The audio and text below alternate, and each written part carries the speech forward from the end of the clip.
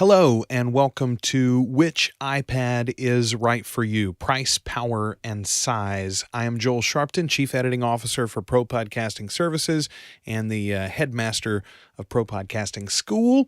This is actually part of my iPad podcasting course. The 2.0 version is up. The videos have started to be released now, and it covers exactly how I record, edit, produce, and publish dozens of podcasts every week using only an iPad. However, I wanted to make this portion, this video, free and available for everybody because I thought it might be something that is very useful for even people outside of the podcasting space or that don't want to podcast with their iPad, but you are looking at this new lineup of iPads and say, which one's for me?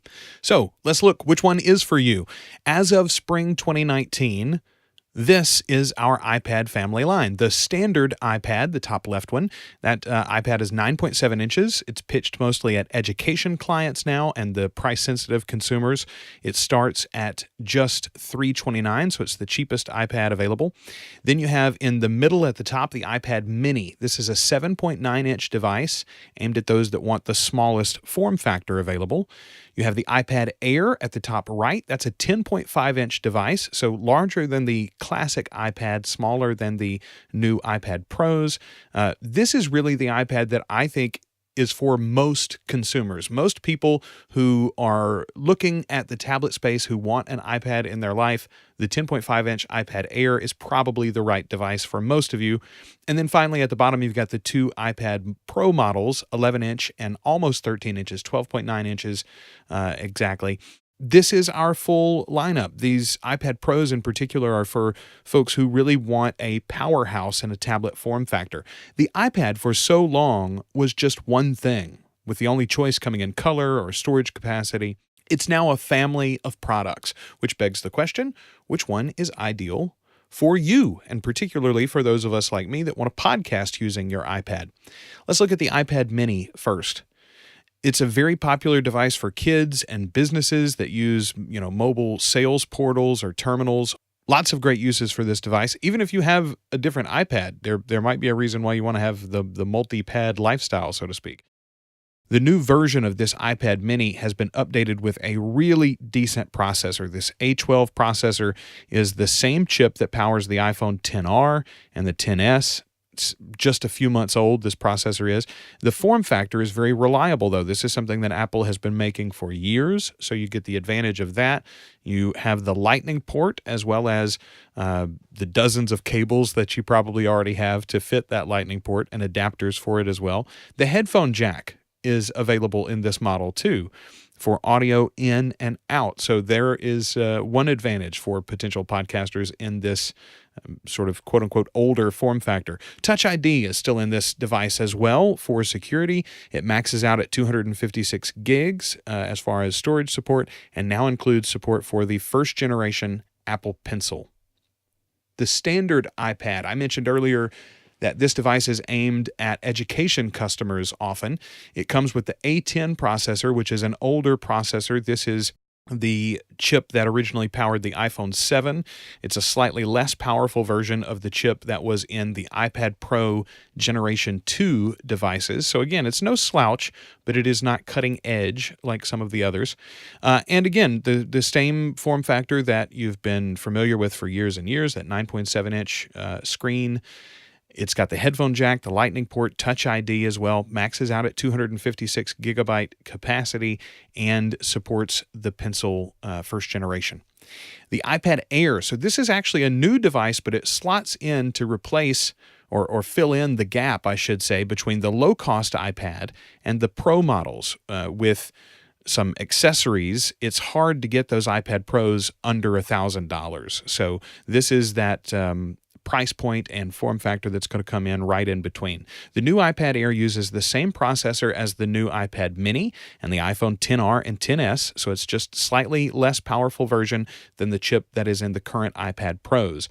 It maintains the 10.5-inch size and form factor of one of the older iPad Pros, the second generation, and it uses the lower-cost Touch ID for security. It also loses Pro Motion, which is a feature that allows the screen to refresh at up to 120 hertz. The iPad Pros can do that, the iPad Air cannot. This is the device that almost everyone that's interested in using an iPad should get, in my opinion. This starts at $499, supports the original generation Apple Pencil, maxes out at 256 gigabytes, that's true, but it's going to be very familiar to you. A large, expansive screen still in a small form factor, and the power that it provides will be more than enough for the vast majority of people. Even people that want to do some creative projects on their iPad, you'll be able to do it with this model. All right, let's step up to the iPad Pro. Because of this new lineup, I almost think that it's not a question of do I need the iPad Pro. If you need it, I think you're going to know that. First and most obvious is the new form factor. Larger screen sizes in smaller physical sizes than any other iPad. These are super thin devices, very light, even at the almost 13-inch size of the big one. They include Face ID, which is very nice, but if you're going to use the iPad at a desk a lot of your day like I do, it really is amazing. You have the iPad there propped up on its stand or in its case, and then a keyboard in front of it. I click a key on the keyboard, the iPad wakes up and sees me with the camera, at which point it opens automatically. Really, really nice in practical daily use. For me, the reason I wanted the upgrade was the faster processor. It's both extra cores over the standard A12, but also more GPU power than the chip that's in the other iPads. That was a big reason for wanting the upgrade, but the RAM and storage options were very high on my list as well. They are very high priced, too. The only way to get the 6 gigabytes of RAM is to buy the 1 terabyte model. All the other iPad Pros come with only 4 gigabytes of RAM.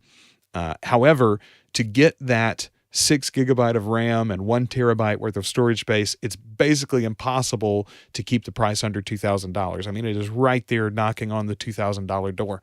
That's a tremendous amount of money to pay for an iPad, but it is not that crazy for a powerhouse mobile workstation, which is exactly what this device is. Personally, I am daily glad that I have it. I love the new Pencil.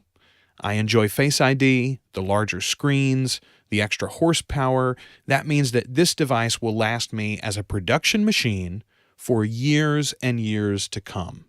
So I'm happy with my purchase. Let's talk about the difference in the two Apple Pencil models. To me, the Pencil 2 is a solid piece. It's one solid piece of construction. It feels both lighter and more durable or solid in the hand.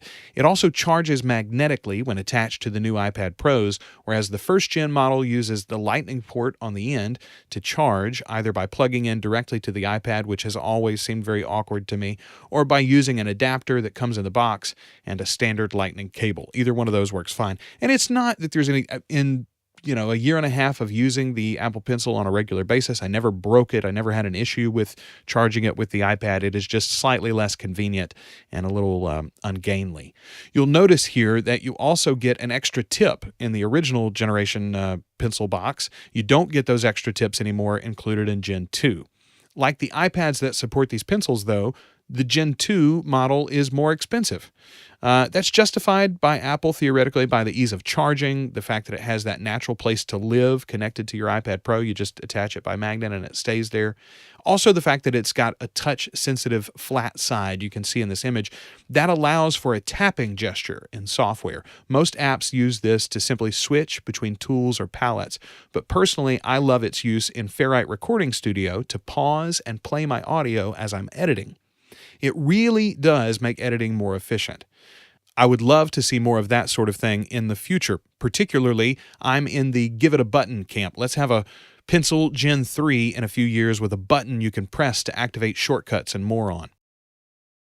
The smart keyboards, which were like the Apple Pencil originally only for iPad Pro devices, now is supported by the 10.5-inch iPad Air and both iPad Pro models. So you can buy a smart keyboard from Apple for all three of those models of iPad. Lots of people like these smart keyboards. They use them as their primary keyboard. Their ease of removal is just fantastic. It's really easy to just unsnap thanks to the magnets and move on with your day.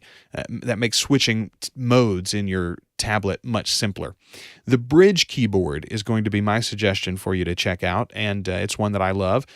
They now have models for the 9.7-inch iPad, the 10.5-inch iPad Air, and the 11 and 12.9-inch iPad Pro Pro models from 2018 have bridge keyboards that are going to be coming in May of 2019. I've personally used the 10.5-inch model, and it is truly amazing. It turns your iPad into a MacBook-like experience when you want it, and immediately is removable or adjustable when you don't. The new Pro keyboards will even allow for a reverse movie mode, or folding it down flat so that you can use the tablet with the keyboard tucked away behind it. Very, very cool, even though it is going to make it quite a bit more heavy. For the non-Pro iPads, you're likely going to need some dongles or adapters as well to get things into and out of the Lightning port. My personal favorite is the USB 3 to Lightning camera adapter that Apple makes. It allows for USB accessories and power to the iPad simultaneously. For the iPad Pros, you've got one USB-C port, and that's it. No headphone jack, no bonus port to connect to. You don't get power simultaneously while using the USB, none of that stuff. That means you'll want a USB-C hub likely to allow for video out, SD card access, as well as USB-C power delivery and multiple USB ports as well. With these, you can hook up audio devices, external keyboards, monitors, and a lot more. With iOS 13 coming this fall for the public, it's very likely going to extend the utility of these connections even further, allowing you to do more with your iPad when connected to USB devices. So that's your iPad lineup: the iPad Mini, the iPad Air, and the iPad Pro. Which one is right for you? Well, that's going to depend on what you want out of the device, but I hope I've given you enough info to make that decision and judgment on your own. If you are like me and you want to take these iPads further and use them for production of your own podcast, check out my iPad podcasting course at ipadpodcasting.com.